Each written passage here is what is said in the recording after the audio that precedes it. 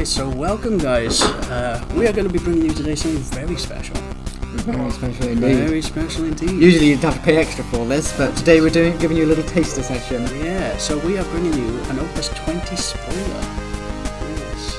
So we're going to play a little bit of an exhibition game here. Paul controlling Turks and Gareth playing his Gilgamesh deck of sort of multicolour. And there. So immediately we're seeing a Sidaclan Gully coming down to bring back a lightning character, just allowing him to get his backup. We are seeing down straight away here turn 1 Cisne, which is a 2-drop ice backup, a member of the Turks. When Cisne enters the field, you get to place a Shuriken counter on Cisne. Yes. And you get to, as an action ability, dull Cisne and remove a Shuriken counter from a character you control to choose a character and dull and freeze it. And that is the important line there. Character you control, not just from Cisne.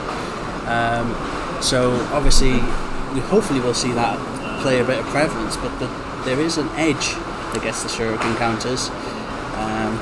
But here we go. So we got Gilgamesh really early with a bit of haste from Gareth. Obviously Gareth playing his typical Gilgamesh deck. If you haven't seen this deck before, Super fun. It's just so many different multi-elements which gets chucked in the break zone, giving Gilgamesh more and more powers, allowing him to eventually attack multiple times in a turn, dull and freezing, and just wreak havoc. But it's Cisne, of course. There's the edge. There is, Cisne, of course, just being able to remove those Shuriken counters, getting to dull and freeze anything. Characters as well, so it could be forwards, it could be backups. I mean, Gilgamesh loves attacking multiple times in a turn, but with those Shuriken counters, is it going to be able to? I don't think so, and I think here, because obviously Paul's been able to save that Shuriken counter on the Cisne, he's just going to remove him from the edge for now, save that one for later. You might as well, because I mean, if Edge it's easier to get rid of Edge than it is to get rid of Cisne, so if Edge goes, then you've still got the Shuriken counter on Cisne ready.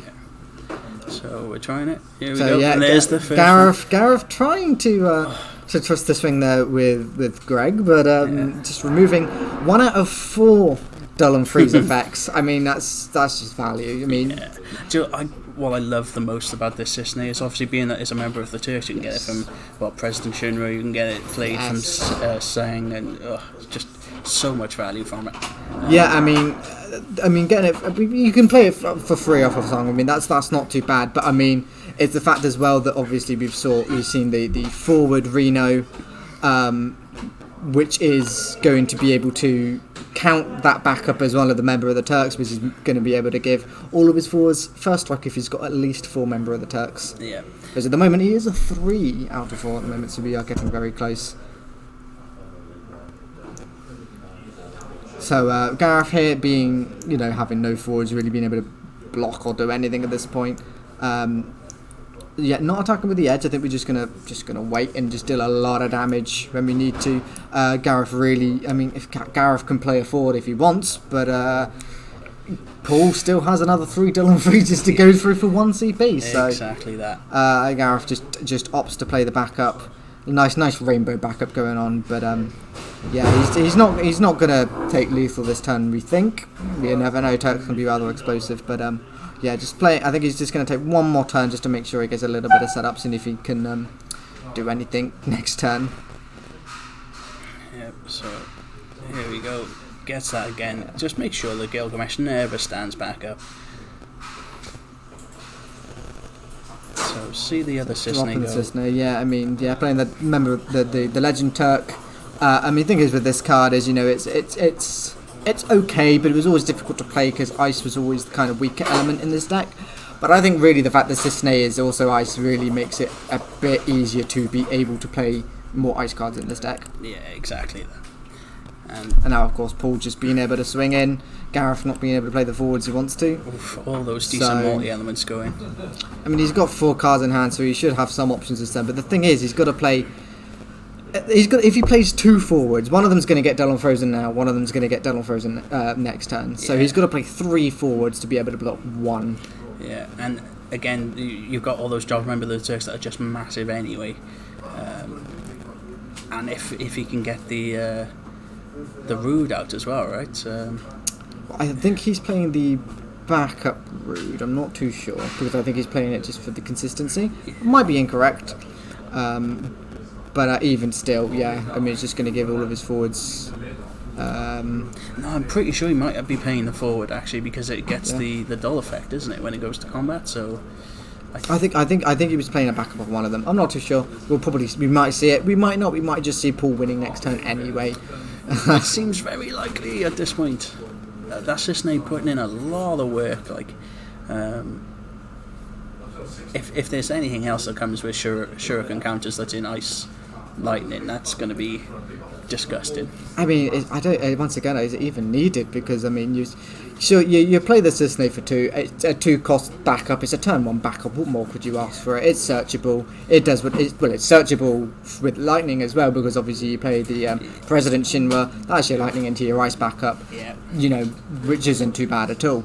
And beyond that, when you do play the edge, you know, that's, you know, essentially giving you 4 turns in a row of 1 CP dull and freezes, and that is very difficult to manage to deal with when you've got, you know, not a lot of forwards or not a lot of remove. I mean, even if you remove, you know, you deal with the edge, it's a 2-drop, so it's not difficult to play back down on the field. Also means you're focusing all your efforts onto killing a 2-cost 4K edge, when really you want to be killing the Song or the Reno. Exactly, and the thing is like, if you get rid of the edge, by the time you have, it's probably used up a lot of those counters anyway. The fact that Paul has been able to keep Cisne's counter there is massive, you know.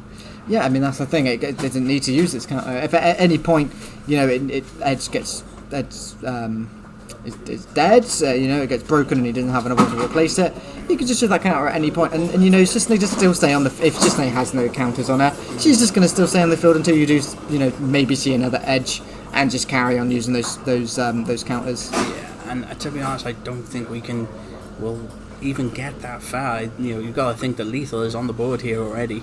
Edge has used this last counter to get rid of the Kinshira, so... As I said, even if Gareth plays another forward now, Paul is just going to be able to activate Cisne, use that last shuriken counter, because once again, that Edge has given him 3 more charges of this dull and freeze, basically, so... Yeah, really Paul being able to put on the aggression without Gareth, you know, having any chance to answer it. Yeah, and again, obviously Edge isn't going to be alone in that deck. You know, it's going to be a 3-off if you're going to be using multiple counters like that. Again, this Cisne is doing a lot of work in the Turks here. Yeah, I mean, Gareth can just play the Ashtola, which, can definitely block quite a few attacks, but it's not going to be active to block attacks, because, you know, that is the Rude as well, so that is going to be a lot of swinging, and that is going to be game to pull with the Cisne, which is just absolutely fantastic. Yeah, that was again, great little spoiler there, so...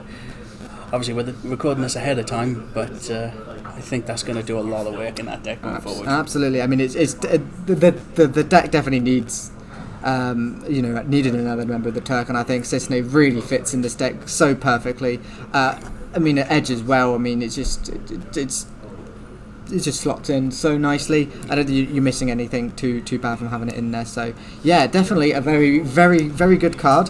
Everyone here, the Cactuars, is very, very happy to bring you the spoiler for Opus 20. I hope you enjoyed the gameplay footage today of this little deck that we've managed to come up with. I guess Paul has managed to come up with. He's definitely the mastermind on this card and the deck. Yeah, a little bit of an exhibition match. We wanted to do something a little bit different rather than just straight up talking about it. We wanted to show what it could do, what it can bring to the table for its deck, you know. Sure.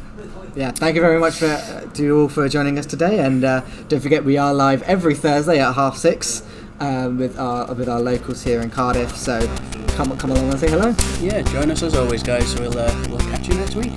Take it easy, everyone.